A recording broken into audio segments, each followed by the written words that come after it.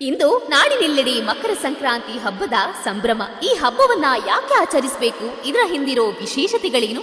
ಭಾರತದ ಹಬ್ಬಗಳ ಪೈಕಿ ಸಂಕ್ರಾಂತಿ ಹಬ್ಬ ಪ್ರಮುಖವಾಗಿದೆ. ಈ ಹಬ್ಬವು ರೈತಾಪಿ ಬಂಧುಗಳಿಗೆ ಸುಗ್ಗಿಯ ದಿನ. ಯಾಕಂದ್ರೆ ರೈತ ಬೆಳೆದಂತ ದವಸ ಧಾನ್ಯಗಳನ್ನ ಪೂಜೆ ಮಾಡಿ ತನ್ನ ಮನೆಗೆ ತುಂಬಿಸುವ ಸಂಭ್ರಮವಿರುವುದು. ಮತ್ತೊಂದೆಡೆ ಸೂರ್ಯ ದಕ್ಷಿಣಾಯಣದಿಂದ ಉತ್ತರಾಯಣಕ್ಕೆ ತನ್ನ ಪಥವನ್ನ ಬದಲಿಸುತ್ತಾನೆ. ಇದು ಕೂಡ ಮತ್ತೊಂದು ವಿಶೇಷ.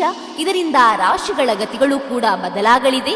ಇದರಿಂದ ಎಷ್ಟೋ ಜನರು ಸಂಕ್ರಾಂತಿಯ ಬಳಿಕ ಶುಭ ಕಾರ್ಯಗಳನ್ನ ಮಾಡುವುದಕ್ಕೆ ಒಳ್ಳೆಯ ಸಮಯವೆಂದು ಹೇಳ್ತಾರೆ. ಇನ್ನು ಈ ಹಬ್ಬದ ದಿನ ಎಳ್ಳು ಬೀರುವುದು ಕೂಡ ಒಂದು ಸಂಪ್ರದಾಯ. ಇದೊಂದು ಧಾರ್ಮಿಕ ಸಂಪ್ರದಾಯವಲ್ಲದೆ ವೈಜ್ಞಾನಿಕವಾಗಿ ಆರೋಗ್ಯವರ್ಧಕವಾಗಿದೆ. ಬಿಸಿಲಿನ ತಾಪಕ್ಕೆ ಉಂಟಾಗುವ ಚರ್ಮ ರೋಗಗಳಿಗೆ ಎಳ್ಳು ಚಮತ್ಕಾರದ ಔಷಧವಂತೆ.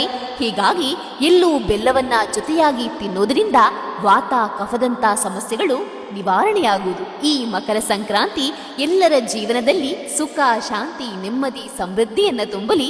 ಎಲ್ಲರಿಗೂ ಮಕರ ಸಂಕ್ರಾಂತಿ ಹಬ್ಬದ ಶುಭಾಶಯಗಳು.